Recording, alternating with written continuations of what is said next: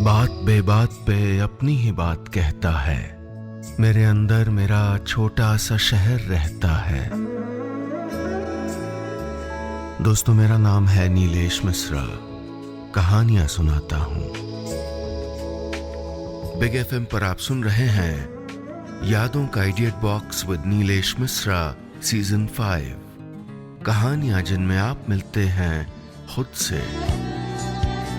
दोस्तों, मैं आपको सुनाने जा रहा हूं अपनी मंडली की सदस्य पूजा व्रत गुप्ता की लिखी कहानी डियर सर।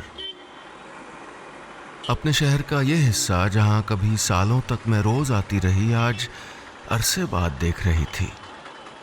आसपास लगभग सब कुछ बदल गया है और ये बदलाव मुझे उस वक्त ही महसूस हो गया था जब टैक्सी वाले ने मेरे बताए पते को सुधारते हुए कहा, मैडम अब उसको विद्या मंदिर वाली सड़क नहीं, अवनी टावर वाली सड़क कहते हैं। वो बोला तो मुझे एहसास हुआ कि बदलाव सिर्फ सड़क के नाम में ही नहीं, उस पर चलती भीड़ में भी आया था।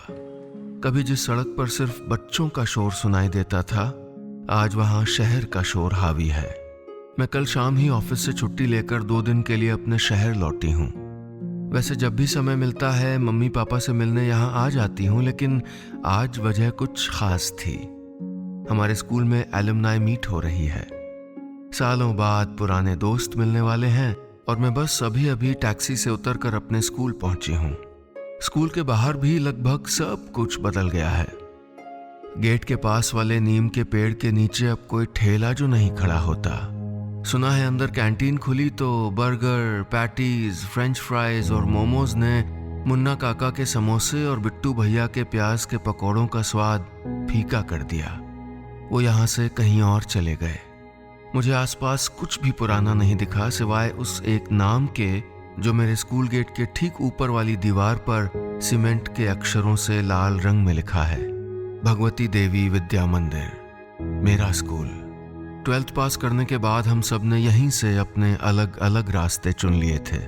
कुछ थे जो बाद में भी किसी न किसी तरीके से एक दूसरे से मिलते रहे, लेकिन कुछ तब के बिछड़े आज मिल रहे हैं। सिर्फ स्टूडेंट्स ही नहीं, एलुमनाई मीट में पुराने टीचर्स भी आए हैं। ये बात मुझे तब पता चली जब मेरी दोस्त अंजलि ने मुझे छेड़ते हुए कहा, वो देख कौन खड़ा है वहाँ। कौन? कहते हुए मैंने गर्दन घुमाई तो नज़र ग्राउंड में लगे वाटर कूलर के पास खड़े एक शख्स के चेहरे पर जाकर ठहर गई। इतने सालों के बाद मैं हैरान थी, मगर मैंने एक पल में उनको पहचान लिया था। मेरे सामने कुछ दूर पर अनुराग सर खड़े थे।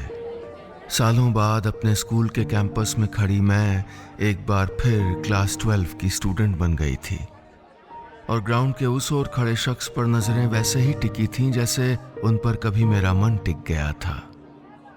क्या हुआ मैडम, पहचानी है, भूल गई? अंजलि ने शरारत भरे अंदाज में कहा तो मैं मुस्कुरा दी। पागल है तू, और तुझे अब तक याद है वो सब? मैंने थोड़ा झेंपते हुए पूछा। हाँ वही, क्यों नहीं होगा, उनके प्यार में पगलाया हुआ जो देखा है तुझको। कहते हुए अंजलि कसकर हंस पड़ी और उसे ऐसे हंसता देखकर मुझे भी हंसी आ गई।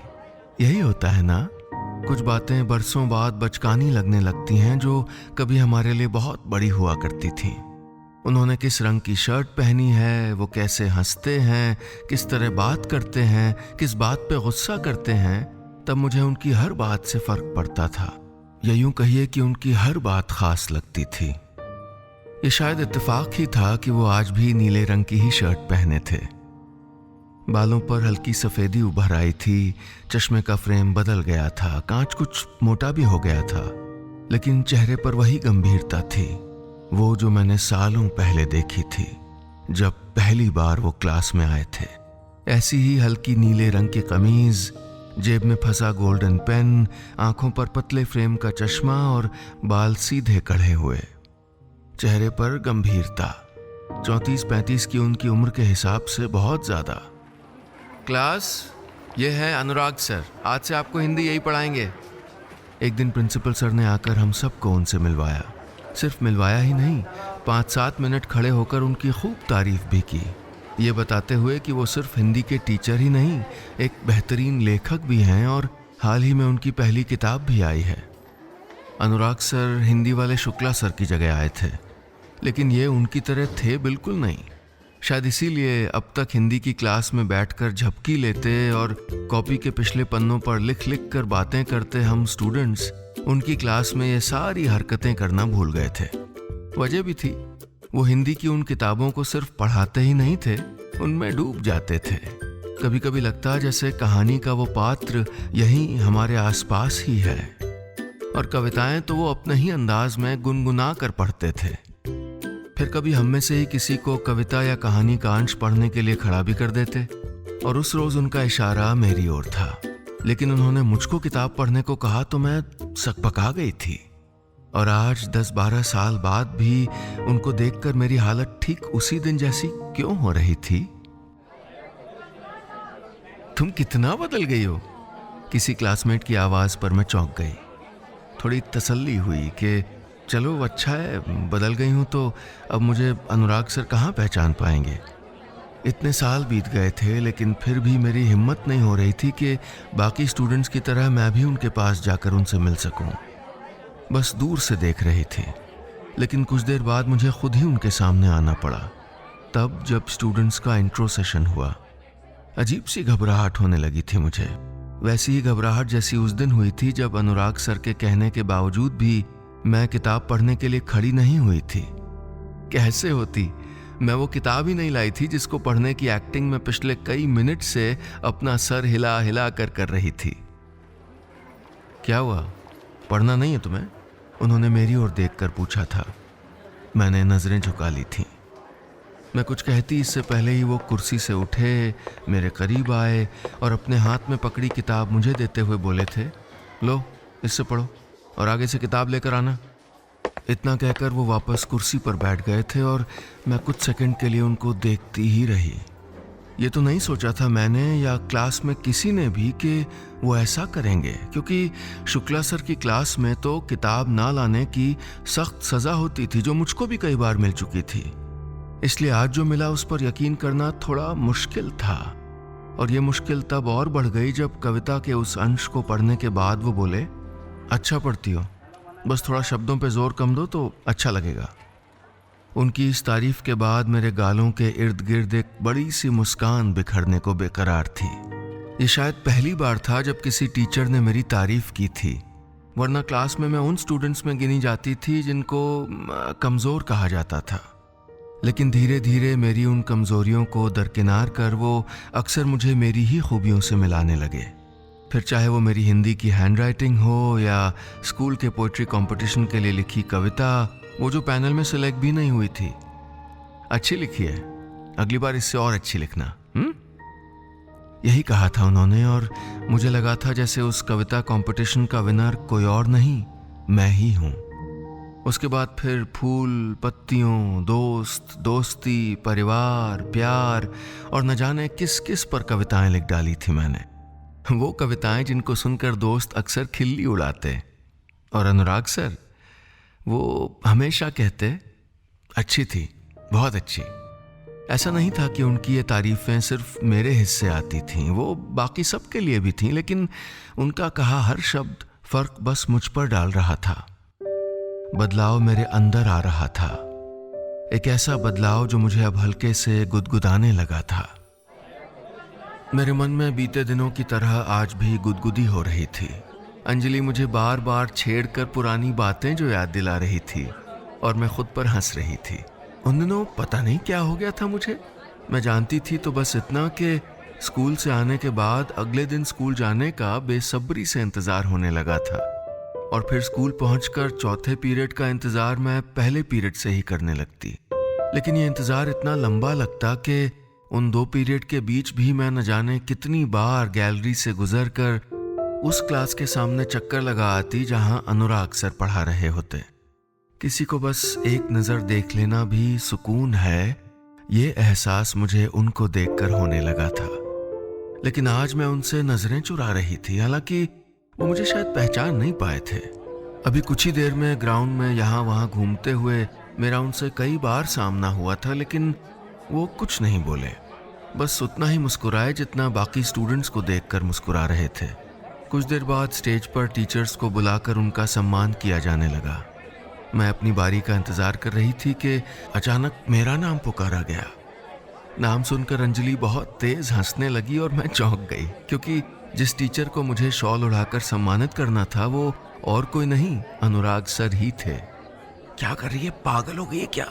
मैंने अंजलि का हाथ कसकर दबाते हुए उसकी हंसी रोकने की बहुत कोशिश की, लेकिन वो कहाँ रुकने वाली थी। वो मुंह दबाए हंस रही थी और मेरे पांव कांप रहे थे। मुझे हरारत सी होने लगी थी, लेकिन चेहरे पे कॉन्फिडेंस लिए मैं उनके करीब पहुंच गई। शॉल उड़ाई, बुके दिया, सामने खड़े कैमरामैन को देखकर पोज दिया और वापस आकर कब अपनी कुर्सी पर बैठ गई पता ही नहीं चला। अजीब सा डर जो साथ चल रहा था, वो डर जिसने मुझे उनके करीब ले जाकर भी उनको एक नजर देखने तक नहीं दिया। वो जिन्हें देखने के लिए कभी मैं न जाने कितने जतन करती थी। रिसेस में भी ग्राउंड की उस बेंच पर बैठकर लंच करने लगी जहां से स्टाफ रूम की खिड़की दिखाई देती थी और खिड़की के उस पार वो। जब क्लास में आते ही वो सारी किताबें टेबल के बाईं तरफ वाले कोने में रखकर कुर्सी खिसकाते और हमें मुस्कुराते हुए गुड मॉर्निंग कहते। मेरा दिन तो बस उसी पल से बन जाता था। अटेंडेंस लेते हुए वो बीच बीच में अपने स्याही वाले पेन को कसकर छिटकते थे और हमेशा कोशिश करते कि स्याही की एक बूंद भी गलती से किसी पे गिर न जाए। लेकिन मैं न जाने कितनी बार जानबूझ के जमीन पर बिखरी उन बूंदों पर अपनी उंगली फिरा आई थी। किताब पढ़ते हुए नाक पर उतर आए अपने चश्मे को वो बार बार ऊपर धकेलते। और रुमाल, वो अक्सर टेबल पर भूल जाते थे। उस दिन भी भूल गए थे, लेकिन जब कुछ देर बाद लौटे तो नहीं मिला। क्यों नहीं बताया तूने कि रुमाल तेरे पास है? मेरे पास बैठी अंजलि ने जैसे ही भवें चढ़ाते हुए पूछा तो मेरी धड़कनें बढ़ गई थी। मेरे पास? कहाँ है मेरे पास? मैं हकबका के बोली थी। झूठ मत बोल, देखा था मैंने तुझको उठाते हुए, और आजकल ये जो तू। इतना कहकर उसने बात अधूरी छोड़ दी। लेकिन मैं समझ गई थी। वो बात जो अब तक मैं खुद से भी नहीं बोल पाई थी, वो अंजलि को पता चल चुकी थी। अनुराग सर मेरे लिए एक टीचर से बहुत ज्यादा कुछ हो चुके थे। प्यार नहीं है ये सब, बस पसंद है वो मुझको। मैं खुद को और अंजलि को अक्सर ये कहकर समझदार बनने की एक्टिंग करती थी, क्योंकि इस रिश्ते और हमारे बीच उम्र के फासले की संजीदगी को समझती थी मैं। लेकिन मेरा वो डर धीरे धीरे न जाने कहाँ चला गया और हिम्मत दिल की चौखट पर दस्तक देने लगी। फिर मैं वो सब कुछ उनको दिखाने लगी जो उनके लिए महसूस करती थी। कई बार एक टक बस देखती रहती थी उनको। कई बार उनके स्कूटर की सीट पर स्कूल के गार्डन से तोड़कर गुलाब रखा था मैंने। फिर छुपकर उनको देखती भी। वो गुलाब उठाते, यहाँ वहां देखते और फिर पास वाली बेंच पर रखकर चले जाते। उनके जाते ही मैं वो गुलाब वहां से उठाकर अपने साथ ले आती और इस चक्कर में मेरी किताब के पन्नों के बीच उनके हाथ से छुए न जाने कितने सूखे गुलाब रखे थे। लेकिन एक दिन उनको पता चल गया कि वो गुलाब मैं ही रखती हूँ। माली ने तोड़ते हुए देख लिया था। शिकायत सीधे प्रिंसिपल को की गई और जब मैं ऑफिस पहुंची तो वो वहीं उनके साथ बैठे थे। कुछ नहीं बोले, बस टेबल पर दोनों हथेलियां टिकाए मुझ पर पड़ती प्रिंसिपल की फटकार को ऐसे सुन रहे थे जैसे मानो इससे उनका कोई लेना देना ही न हो। उसके बाद भी वो कुछ नहीं बोले और उनकी यही खामोशी मुझे एहसास कराती रही कि शायद वो भी मुझे पसंद करते थे। एक तरफा झुकाव को इस जैसी गलतफहमियां ही परवान चढ़ाती हैं। मैंने भी न जाने कितनी गलतफहमियां पाल ली थीं जो हर पल मुझको एहसास कराती रहीं कि वो भी शायद मुझसे। वरना क्यों वो मुझे क्लास में सबके सामने अपनी फेवरेट स्टूडेंट कहते? क्यों वो टीचर्स डे पर सिर्फ मेरा दिया हुआ पेन ही यूज करते? क्यों वो मेरी बर्थडे पर क्लास में पढ़ाने के बजाय अपनी लिखी कविता सुनाते? क्यों वो उस रोज जब मुझे ऑटो नहीं मिला था अपने स्कूटर पर चौराहे तक छोड़ने गए थे? क्यों करते थे वो ये सब? ये सवाल मैं खुद से जितनी बार पूछती, जवाब वही मिलता जो मैं सुनना चाहती थी। अचानक अपने आसपास की दुनिया खाली कैनवस सी लगने लगी थी मुझे, जिस पर मैं जो रंग चाहती उड़ेल देती। लेकिन उन रंगों से उनके लिए अब तक वो 3 शब्द नहीं उकेर पाई थी। आज भी स्कूल में ठीक वैसी ही रौनक थी जैसी आखिरी बार देखी थी मैंने इसी ग्राउंड में, इसी स्टेज पर सालों पहले। उस रोज हम सब बिछड़ने से पहले आखिरी बार मिल रहे थे। स्कूल का आखिरी दिन था। जूनियर्स ने फेयरवेल दी थी। मैंने माँ की गोल्डन बॉर्डर वाली ब्लू साड़ी पहनी थी। ब्लू रंग बहुत पसंद है उनको। एक बार क्लास में ही तो कहा था उन्होंने। मैं स्कूल पहुंची तो वो कहीं नजर नहीं आए। पिछले 3 दिनों से स्कूल भी नहीं आए थे, लेकिन आज जरूर आएंगे ये किसी ने बताया था, इसलिए मुट्ठी में एक पर्ची दबाए मैं उन्हें हर ओर ढूंढ रही थी कि अचानक स्टाफ रूम की तरफ से आवाज आई। किसी बात पर बहुत कसकर हंस रहे थे वो। मैं देखने के लिए अभी बस स्टाफ रूम के अंदर झांकने ही वाली थी कि अचानक साइंस सर वाले तिवारी सर की आवाज मेरे कानों में पड़ी। अरे ऐसे कैसे मान ले भाई कि सगाई हो गई? हाँ, कुछ मिठाई विठाई खिलवाओ अनुराग बाबू, तब बात बने। हाँ, मंगवाते हैं तिवारी जी। बाकी दावत तो आप शादी पे लीजिएगा। आवाज अनुराग सर की ही थी। उस पर लगा जैसे किसी ने खूबसूरत सपने के बीच मुझे झकझोर कर उठा दिया हो। मैंने दरवाजे की चौखट पर कस कर अपना हाथ टिका दिया, जैसे संभलने के लिए किसी सहारे की जरूरत थी मुझको। आंखें भीगी नहीं थी मेरी, लेकिन लगा बहुत तेज रो रही हूं मैं। भागना चाहती थी वहां से, बहुत तेज, बहुत दूर। लेकिन इससे पहले कि मैं कहीं जाती, वो अचानक बाहर निकल आए। मैं पीछे मुड़ गई और तेज कदमों से ग्राउंड की तरफ जाने लगी। साड़ी की प्लीट्स मेरे पैरों में फंस रही थी, लेकिन मैं ये डर भूल चुकी थी कि मैं गिर जाऊंगी। बस तेज कदमों से भागी जा रही थी कि तभी आवाज आई, सपना। मैं कुछ नहीं बोली। उन्होंने फिर आवाज लगाई, सपना। मैं और तेज चलने लगी। वो मेरे पीछे आ रहे थे। मैं कुछ सेकंड ठहरी और मुट्ठी में भींचा हुआ वो पर्चा कसकर दूसरी ओर फेंक दिया, जिसमें मैंने कांपते हाथों से लिख डाला था कि डियर सर, आप मुझे बहुत अच्छे लगते हैं। मैंने स्कूल गेट पर पहुंचकर आखिरी बार पलट कर देखा था उनको। वो पर्चा उनके हाथ में ही था और मैं खाली हाथ वापस लौट रही थी। सपना। मैं चौंक कर उस फेयरवेल वाले दिन से वापस लौट आई। अनुराग सर मेरे सामने खड़े थे। मैं अब न बच्ची थी न उनकी स्टूडेंट, फिर भी कांप रही थी। वो मुस्कुराकर बोले, कविताएं लिखती हो कि नहीं? मैं उनको देखती रह गई, जैसे जबान तालू से चिपक गई थी। नहीं लिखती तो लिखा करो। तब भी तुम्हें खुद पे भरोसा नहीं था, अब तो करो। मैं मुस्कुरा दी। अनुराग सर की आंखों में मुझे अपने लिए वही खास भावना दिखी जिसे तब मैंने प्यार समझ लिया था। मैंने धीरे से कहा, लिखूंगी, बुरी ही सही, पर लिखूंगी जरूर। इतने साल बाद एक बार फिर अनुराग सर मुझे उतने ही अच्छे लगे थे।